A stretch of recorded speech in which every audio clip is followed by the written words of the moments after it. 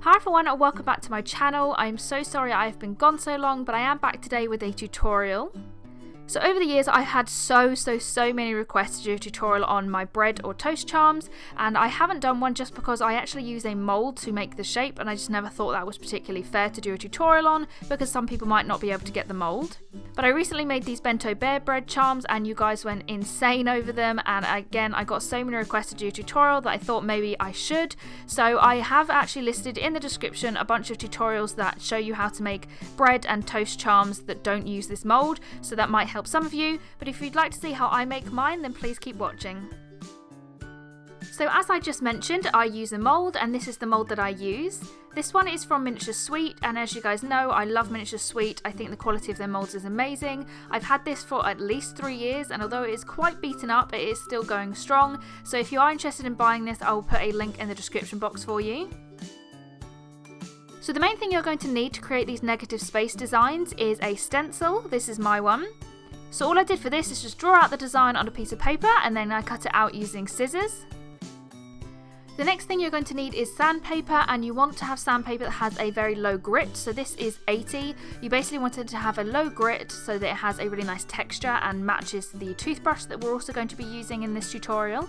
So this next thing isn't necessary, but I thought I'd put it in here anyway. For the eyes of the bear, I actually use micro marbles, but these micro marbles are slightly bigger than the normal ones. I got these also from Miniature Sweet, and they very kindly got these in just for me, but they are available on the website, so I will leave a link in the description box for you guys if you're interested.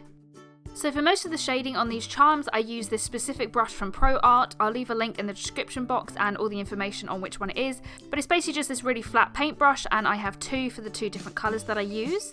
So phew, those are all the new tools that don't show up in a lot of my tutorials, and the rest of them are things you've seen loads of times. So I'm going to be using my chalk pastels that I've shaved, so the dark brown and then the golden sand colour. I'm also going to be using an array of tools that you've already seen, so an old toothbrush, paintbrushes, makeup brushes, and then I am also just going to be using, it's actually not quite vanilla, I mix vanilla from Fimo with a bit of white, but that is the clay colour that I'm going to be using. So that is everything, and I will finally get on with how you make these now.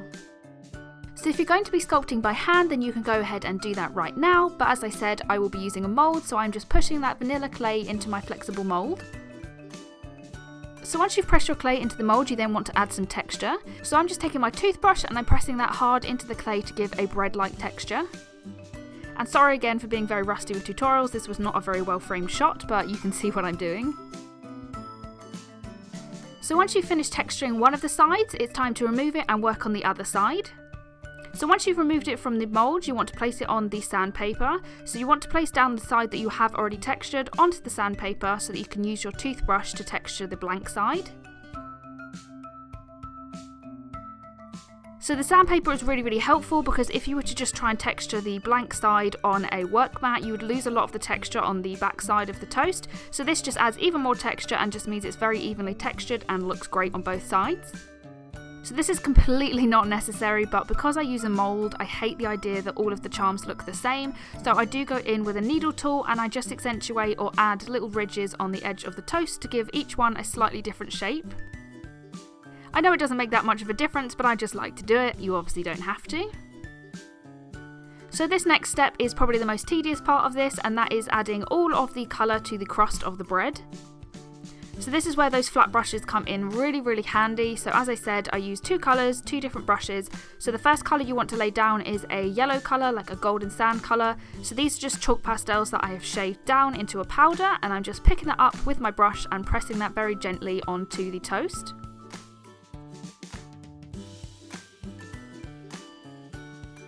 You want to make sure that you don't pick up too much, because if there is any residue or fallout, it's going to land on the front of the charm, and you really want that to be like pristine. Depending on what kind of design you use, you don't need it all to be pristine, but I just try and avoid getting any kind of colour on the front of the charm. So as I said, this is slightly tedious, and I've sped this up so you don't see all of the whole process because it is fairly long, but I am just patting in the pigment all the way around the outside of the bread, so it looks like this. And then I am moving on to the second colour, which is a dark brown colour. So I'm obviously making this charm look like white bread, but you can of course do any kind of bread type you like, brown, granary. You could even add like seeds to the side on the crust. That would look really, really cool. You obviously just need to use darker pastels if you want to do the negative effect, but yeah, I'd love to see what you guys come up with. I think like seeds and stuff would look really, really awesome. So another piece of very bad camera work, but I am taking my needle tool and I'm poking a hole in the top so that I can turn this into a charm. After baking, I actually drill the hole a little bit bigger and make it a bit more neat, but that is how I make it. And now from the tedious parts to the best part of making this charm, and that is using the stencil. So as I said, this is a stencil I just created myself using pencil, paper, and then I cut it out with scissors. So what you want to do is very gently place that onto your toast, and you want to make sure it's actually quite firmly on there. So I'm just gently taking my needle tool and I'm rubbing over all of the paper so that it's stuck down on the clay really well. You want to do this just to make sure none of the pigment gets under the stencil and ruins the design. So then you just want to take the darkest colour of chalk pastels that we've been using, that nice dark brown colour, on a paintbrush. This is actually an old makeup brush that I'll be using, and you basically just want to rub that really carefully over the stencil and onto the charm so that you get that lovely colour. And then it's time for the moment of truth. The most satisfying thing ever is basically peeling off the stencil to reveal the negative space. And just look at that, look how clean that looks. I absolutely love it so much. If you wanted to go for a more subtle symbol version, you could definitely just finish it here, but I will be adding a face because, I mean, I'm xoxRufus, so that's what I'm going to be doing now. So I've just poked 2 holes under the ears for the face of the bear with my needle tool, and then I'm just taking those micro marbles that I spoke about earlier from Miniature Sweet, and I'm placing them in the holes. So next I'm going to be taking a very small sausage of clay and placing that in between the eyes for the nose. I really, really love this round version, but you can of course do more of like a triangular shape if you wanted to. Then I'm taking 2 extremely thin snakes of clay and I'm adding those on for the mouth. I know this is really hard to see. I did upload a close-up on my Instagram of me doing this. If you want to check that out, I'll leave a link down below. And I also have tutorials on how to make faces and mouths, so I'll also leave that in the description box for you. So once you've done all of that, it should look like this, and then the final touch that I am going to be adding is blush. So I'm just taking some pink chalk pastels on a very small paintbrush, and I'm just adding some really cute little blush cheeks. So once you've done that, you are completely finished and you have your very own bento bear bread charm.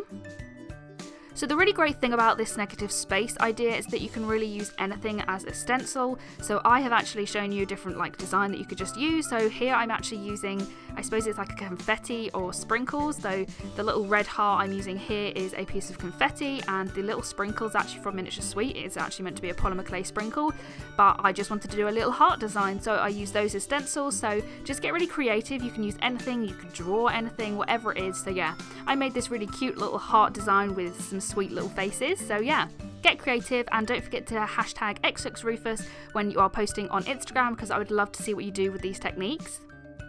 So thank you very much for watching. I know I've been away for a while, so thank you for being very supportive and very patient. So I hope you enjoyed this video, and if you'd like to watch more of mine, you can click on the screen right now, and you can also look in the description for everything I mentioned in this video and links to my shop, Instagram, and everything else. So thank you very much for watching, and I'll see you in my next video. Bye guys!